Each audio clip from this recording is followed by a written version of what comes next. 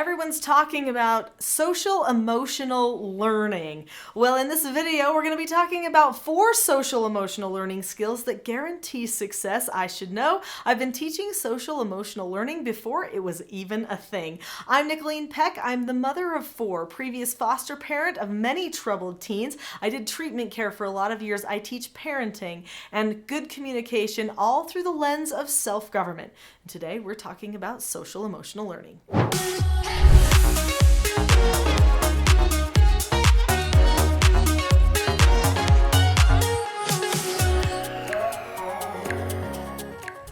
In this video, I'm going to be talking about what makes good social emotional learning. Because in order to call something successful, we got to know where we're going toward. And then I'm going to talk about the 4 skills that truly are transformational socially and emotionally, not just for children, but for everyone.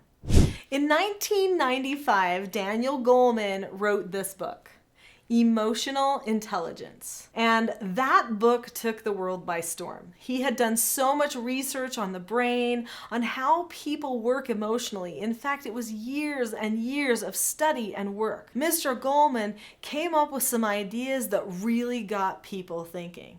And out of his work ended up ultimately being born this field of study, or these programs coming into schools called social and emotional learning. So let's talk about what he suggested in his book. The main premise, besides all of the brain research and learning how the brain works with different emotions and stuff like that, which is very interesting, is that he was making a case for how a person navigates their emotions and how much power they have to actually do so. So Mr. Goleman said that we first get a feeling when something happens to us, or we see somebody we haven't seen for a long time, or maybe somebody we love, or somebody who makes us nervous. These are feelings that come. We get a feeling. Then after we get a feeling, there's this split second where we have the opportunity to create a thought. And in our brain, we get to think whether we're going to like the feeling or not like the feeling, whether the person is welcoming to us or attacking us or whatever it is. And the thought is something that we have complete control over. This is an important piece of information to recognize, because I think many people think they feel something, they have an emotion, and there is no control that they have over it. It just happened, and people have to just understand. But that's not what Mr. Goleman was saying. He said we have a feeling which leads to a thought, and that we can choose to create a different thought. There's a whole branch of science for this, therapeutic science, which is called cognitive behavioral therapy.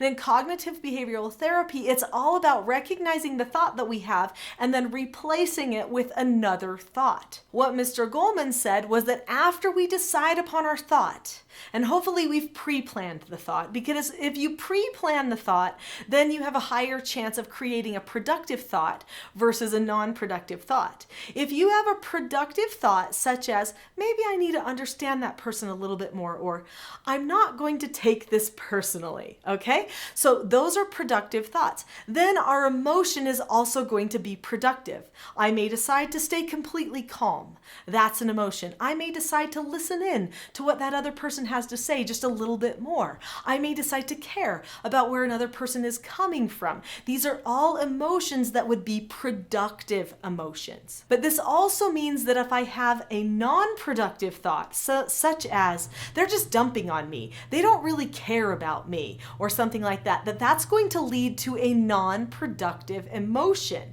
Maybe I might start saying, you don't even care, you're not even listening to me, or something like that. This is definitely going to be detrimental to any of the understanding that I might hope to get out of that communication with that person. He was making a big case for understanding our brain, how it works, and how our thoughts relate to that brain activity and the chemicals that are firing within us when we feel feelings and when we produce emotions. Many people who are part of the social emotional learning education community have kind of gone off the mark. So they have made it so that all of the emotions that they're talking about are just negative emotions. They may give a little bit of lip service to happiness or joy or laughing or something like that, but by and large it seems that the main focus is negative emotions. And what seems to be happening, from what I can understand by looking at certain curriculums that have come out, is that there does seem to be a push toward only affirming negative emotions instead of understanding the whole process of how a person's emotions come about in the first place. In fact, oftentimes people are presented with this idea, whether it's fully said or whether it's just assumed based on some of the teaching materials, that no matter what emotion a person has, it's a good thing. And it needs to be affirmed and shared. Now, affirmed and understood or affirmed and validated are different things. When you can say to somebody, I know that that's a natural feeling that could come and that you could have this thought, which would definitely lead to this emotion that you're experiencing right now. That is validating. That is understanding. But affirming looks different. Affirming says something like, oh yeah, you're having that emotion. A lot of people have that emotion, and it's probably because of this about you. Or it's probably because there's other people that aren't nice. Or it's probably because other people aren't caring about you or aren't understanding you. So it puts the focus outside of the person onto other people. At that point, the person who just shared the feeling or emotion with you does not have a very great chance of changing the thought process that led to that emotion in the first place, because now they are just fully validated and fully affirmed in what happened, and they think somebody else is the bad guy. It definitely does not help that in our modern society, we are trying to go on witch hunts all the time, looking for people who are creating hard things for other people and trying to shut them down. It's called micromanaging. In fact, parents, if they micromanage, do not get good results. So I don't know why as a society we would think that we should continue to micromanage other people by telling them how they can and can't treat another person. Now, this doesn't mean that we should be promoting bad treatment or unkind behavior. Bullying is definitely bad, but I don't know if you've noticed, the more that we talk about bullying, the more bullying is actually on the rise. This says to me that our approach to it might not be correct, that somehow along the lines, as we're trying to solve a problem, we actually are presenting a narrative that sounds like affirming in a direction that leaves somebody stuck in a problem or in a consistent or constant state of being bullied. All right, let's start talking about these 4 skills for social emotional learning that are really going to make a huge difference for you and all of the children that you might be working with. But before we do, hit the subscribe button. There are so many videos on this channel that relate to confidence, self-image, social development, bonding, child development, education, and learning. I think this is going to be a feast for you. True SEL, or social emotional learning, is skills-based. So it's not just about feel-goods. It's about what do we do with this information? How do we move forward in a positive direction from here? And we always point back to what the person has a responsibility to do within themselves. Even if someone is mistreating me and abusing me, I have a responsibility for how I'm going to handle it and problem solve it. And hopefully I will have some skills at my disposal for how I can handle it. So self-regulation is big. Now, I teach self-government. Self-government is being able to determine the cause and effect effect of any given situation and possessing a knowledge of your own behaviors so that you can control them. When a person knows self-government, they have a plan for how they're going to think and behave in certain situations based upon what they think will bring them the most success. And then they consistently evaluate how they're doing. Sometimes they make mistakes, but then they just correct themselves and point themselves in a new direction. This means that if a person is truly socially and emotionally strong and intelligent, they actually would be embracing self-correction. They would be embracing even when people in authority like parents and teachers would correct them as well. This means that they can choose to say okay and be okay in many different circumstances. Now, this takes practice. So for years, I took in treatment foster children. They were all between the ages of 12 and 18, and I taught them the skills and principles of self-government. I've also raised 4 children of my own, and people for now well over 20 years have been teaching all around the world in thousands and thousands of homes these very same principles of self-government, which actually have had a lot of success. So I can say 100% factual, it is research-based. These 4 basic skills absolutely will give you more success in your social and emotional learning, teaching, and development. The 4 basic skills that take care of 99% of behavioral problems are following instructions, accepting no answers and criticism, accepting consequences, and disagreeing appropriately. Now, if you look at those 4 basic skills, those are the moments or the instances where a child might have an emotional breakdown, or they might decide that something is going in a way that they don't like. So those are moments that lead to feelings and then thoughts and then oftentimes emotions. The base skill is following instructions. When a person can follow an instruction, that means they can look at the person or the situation, keep a calm face, voice, and body, say okay or ask to disagree appropriately, which is one of those other skills, do the task immediately, and then check back. You see, they can look at a person, this is a social skill anyway, connect with the person and really seek to understand them, right? Then they can keep a calm face, voice, and body. That means they know what it's like when they're not calm and what it's like when they are calm.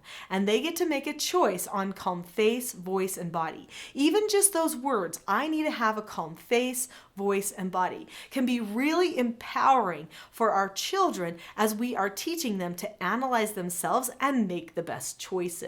Then, of course, they choose to say okay or seek to be understood a little bit more with the disagree appropriately skill, and then they do whatever is required of them, and then they check back at the end. Now, this check back time is a great time to teach a child cause and effect because we can praise them. It also might be a time where we need to do a slight correction or refocus them in the direction that they were supposed to go if they maybe went off task just a little bit. So that checkup time is really good for self-evaluation, and they need to learn how to accept consequences. That is one of our other 4 basic skills. So to accept a consequence, you look at the person, keep a calm face, voice, and body.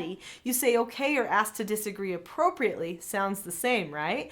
And then you do the consequence, whatever that consequence happens to be, and then you check back and drop the subject. So this is the time where they take ownership over what they earned, and they choose not to think about it or let them be bothered by it anymore. This can take care of so much classroom disruption or discipline issues that you might be facing with a child, because if the child knows how to accept a consequence, then they know they can already take responsibility for their own behavior and their own cause and effect. It's really empowering when they know they can be okay, even if they have to be corrected sometimes. The third skill that I'd like to talk about is a skill called accepting no answers and criticism. So positive and negative criticism can sometimes to a person feel like a no answer, meaning maybe I didn't hear something I exactly wanted to hear.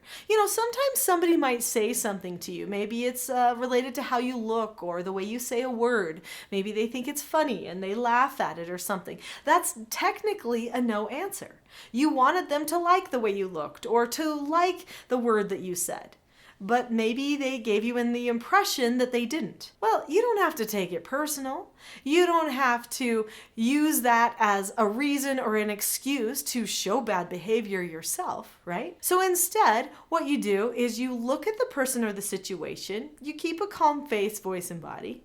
You say okay to yourself or to them if they're a person of authority, and then, or you disagree appropriately, which you can always do with a peer or anyone, not just with an adult. And then when you disagree after you disagree appropriately, they may care, they may not care. They may say okay to what you want, they may not. But at that point, you have to say okay and drop the subject. You may not get your way every time, but you can certainly choose to be okay. People that are fed the lie that the emotion they had at one point has to carry with them everywhere, that they have to remember it, that they can't let it go, those people are actually end up being put in emotional bondage. We don't want to do that for ourselves or for our children. So remember that, because a lot of times we start hunting for a culprit, hunting for a bad guy, instead of teaching the person how to be empowered and just say, okay, that's where they're at. I'm going to drop the subject. I'm not going to choose to care about it. My life is more important than that. We need to empower our children, not point them toward more violence and aggression and lashing out at other people and feeling bad about themselves and pity parties and all these things that lead to lives of unhappiness. So what about that disagree appropriately skill? That seems like an important one. It's been mentioned in every one of the other 4 basic skills, and it absolutely is important. In fact, it's the gateway skill to self-government. When a person learns to disagree appropriately, they look at the person, they keep a calm face, voice, and body. They say that they understand the other person's point of view, they share their point of view, and then they listen to what the other person has to say, they say okay, and drop the subject. When a person accepts a no answer, they just say okay and drop the subject. When they disagree appropriately, they get to say, this is where you're coming from, or it seems like this is where you're coming from. This is where I'm coming from. This is what you need to know about me. And then you try to come to a place of understanding, which could lead to a little bit more of an extended conversation, perhaps. But then after you share that, then you can just say okay and drop the subject. You don't need to keep thinking about it, over focusing on it, carrying a bad feeling. You know how there's those people that they're driving to work, somebody cuts them off, or somebody says something or does something on the way to work, and then the whole day at the office they're just grumpy, and they tell everybody about it, and they can't stop thinking about it, even though it's over? And I always think to myself, why are you doing that to yourself? Why are you making your own day bad? You could just drop the subject. You could just start to have a positive conversation instead of a negative conversation. This brings me to another point that I'd like to share about social and emotional learning. We need to be very careful as we're presenting all of these skills, doing any correcting or directing of the children, that we maintain optimism, not pessimism. So many of the lessons that I've seen in social emotional learning curriculums that are presented in schools actually have some problems. They trend toward negativism. In fact, they almost make children go into a victim role and try to hunt out other victims that might be hurting them. This is very damaging for them. That does not lead to a life of security and good empowered decision making. So what we need to do is we need to present our children with the skills they need, the understanding they need, the mindset that they need in order to be calm and understanding in any circumstance. These 4 basic skills are just a beginning, but they are truly a great beginning for learning how to govern yourself, which is really another way to say having good social and emotional intelligence. If you've liked this video, I would like to give you a free course. I am hoping that this course will help not only parents, but children and teachers, everyone teaching social and emotional learning, as well as just trying to have more happiness in their homes. This course is called the Calm Parenting Toolkit. And I promise you, even if you're not a parent, but you're teaching people about social and emotional learning, there are principles and skills in there that will be vital to you. If you click on the link below this video, there's a link that says teachselfgov.com/toolkit. Click on that link and you can have the Calm Parenting Toolkit for free. Click on the link now. I'll see you there.